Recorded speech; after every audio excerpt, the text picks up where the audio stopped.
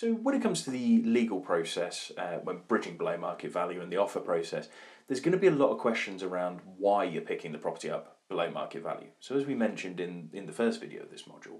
you're going to have some kind of explanation as to why you've picked it up below market value. If it's a distressed vendor, there's going to be some legal questions around, well, why is it distressed? Why is the vendor in a situation where they've got to offload the asset quickly? If they're about to go into bankruptcy proceedings, there may be some questions and some issues that come from that if they're trying to dispose of assets cheaply.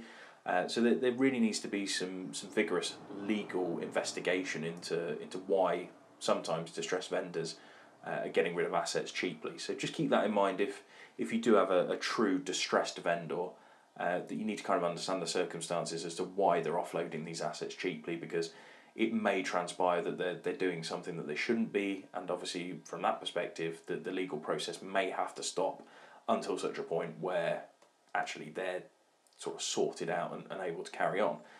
If it's a probate, then obviously it's a little bit more self-explanatory, and obviously again there may just be some questions around can the estate actually get away with shifting this off this cheaply,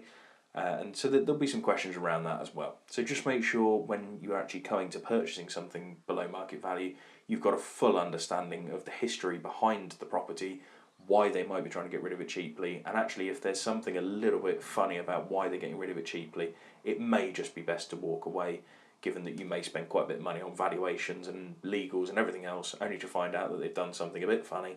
and actually the property just can't carry on anymore. So well worth looking through all of that and just making sure you understand everything fully before committing any funds to it. But other than that, the offer process and the legal process are identical to a standard bridge.